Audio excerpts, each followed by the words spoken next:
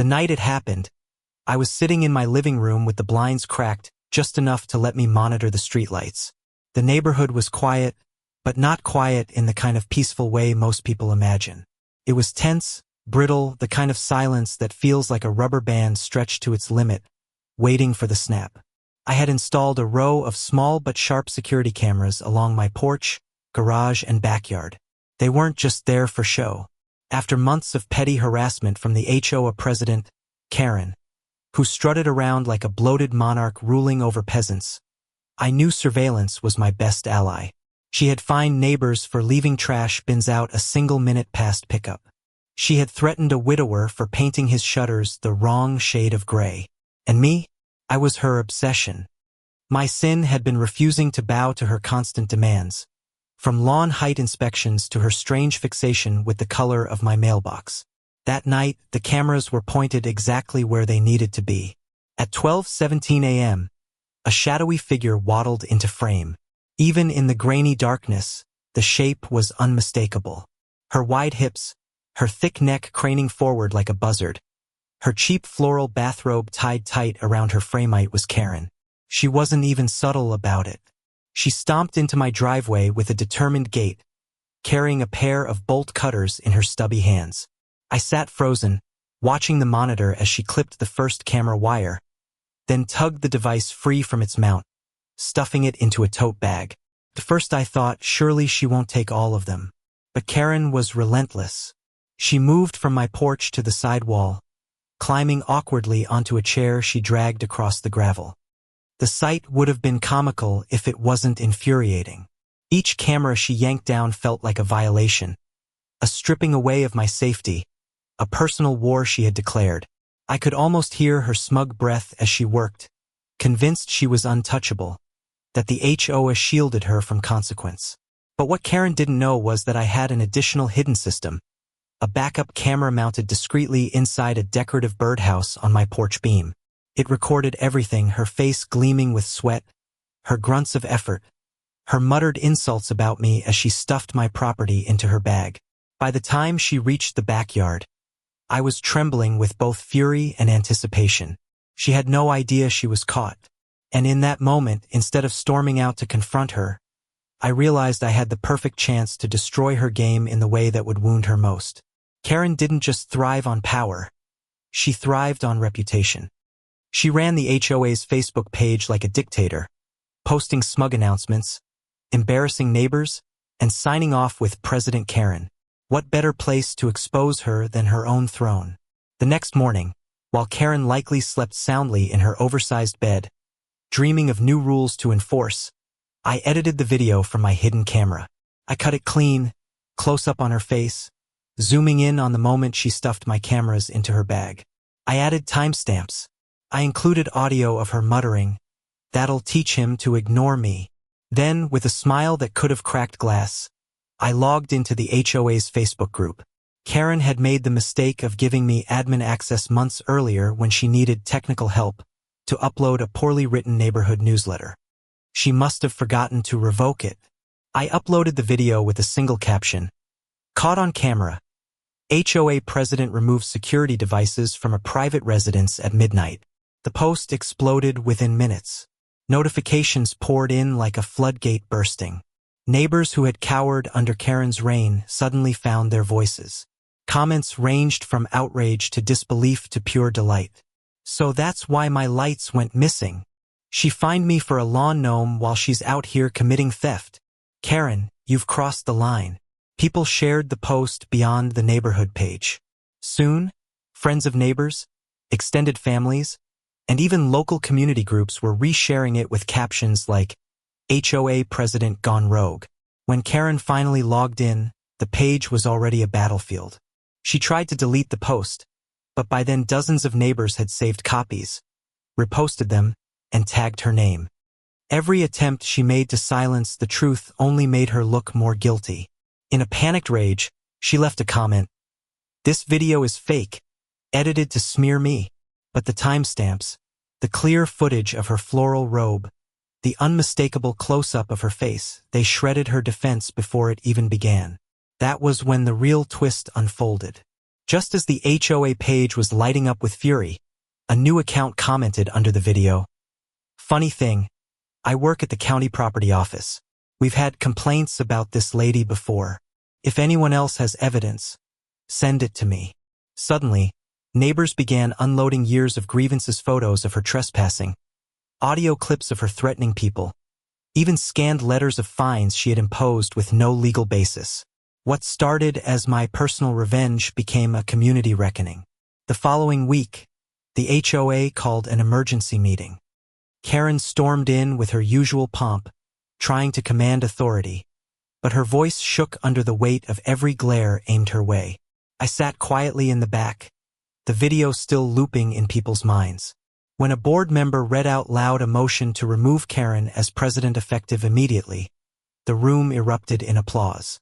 For the first time, her smug grin vanished.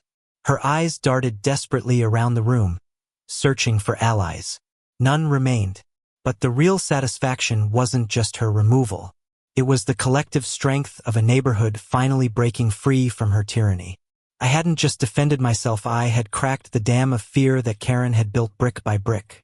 And as Karen walked out of that meeting red-faced, clutching her oversized tote bag as if it could protect her from humiliation, I realized something vital. Sometimes the greatest weapon isn't confrontation in the dark. It's the truth, broadcast in the light for all to see. Would you have done the same? Turned her crime into a public broadcaster, confronted her face to face that night? Share your thoughts, because this is about more than just Karen. It's about standing up when fear says stay quiet. The morning after Karen's humiliating removal from the HOA meeting, I thought things might quiet down, that maybe the woman would retreat into her house, lick her wounds, and finally learn humility. But Karen wasn't built that way. She was like a cornered raccoon, meaner, more reckless, and far more dangerous when exposed. The video of her theft hadn't just stripped her of her title.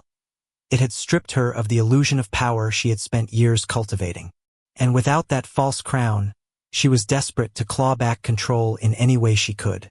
2 days later, I woke up to a pounding on my front door. Not a knock, but a furious, sustained pounding that rattled the hinges. I checked the peephole.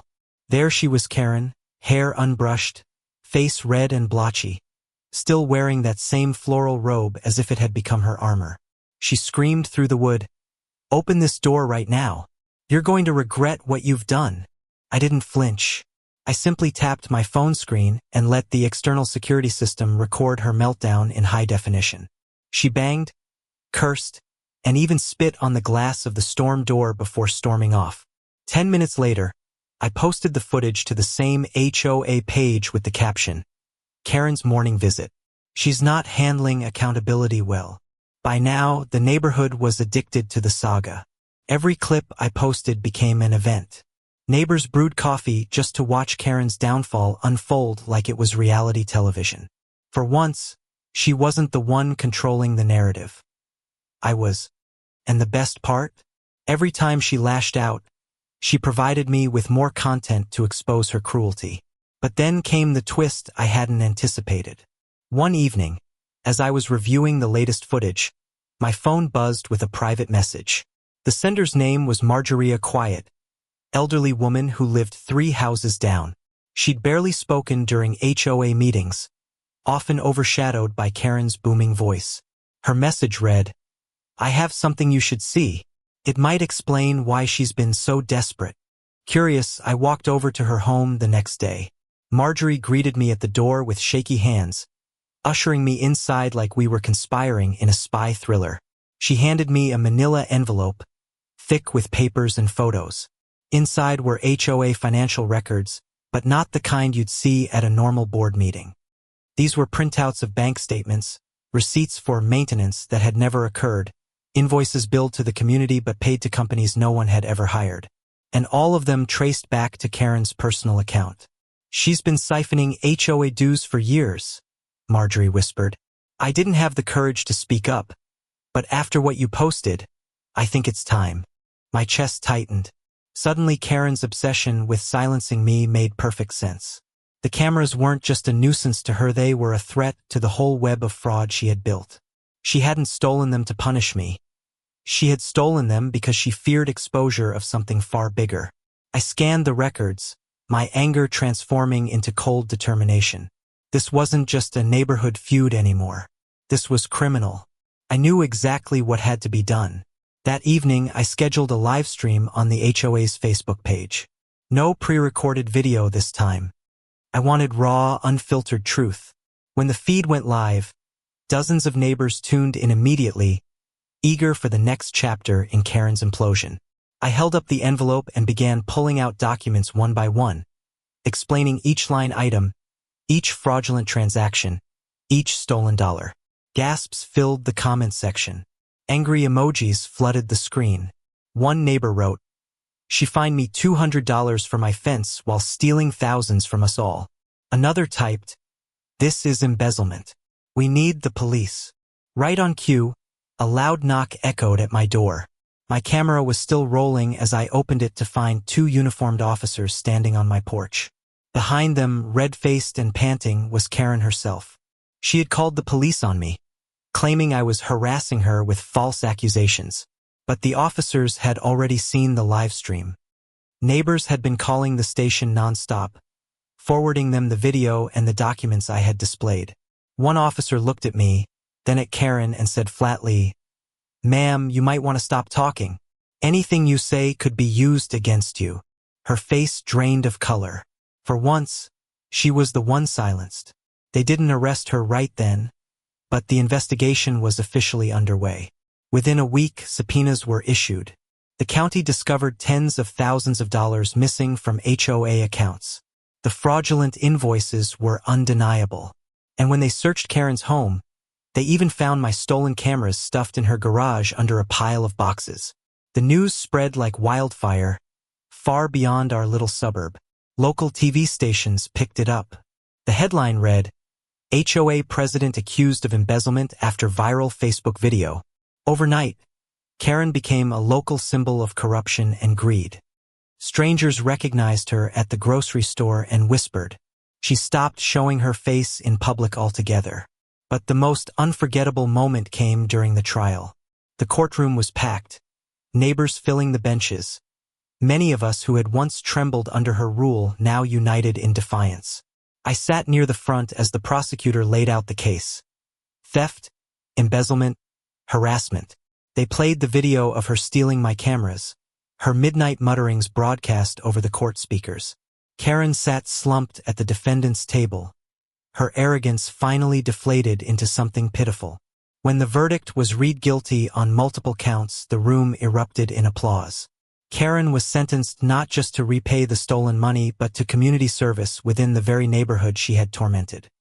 The sight of her picking up trash on the sidewalks, wearing an orange vest, while neighbors strolled by with smug smiles, was almost too perfect. She avoided eye contact with everyone. Her once commanding voice reduced to mutters. The queen of fines had become the servant of the people. As for me, I didn't stop at victory. I worked with a group of neighbors, including Marjorie, to form a new board with actual transparency. We set up open budgeting, clear rules, and, most importantly, protections so no single person could ever dominate the community again. What began as a feud with Karen turned into a movement. People started to trust each other again. Neighbors who once shut their blinds began waving hello. The atmosphere of fear and petty control had been replaced with cooperation.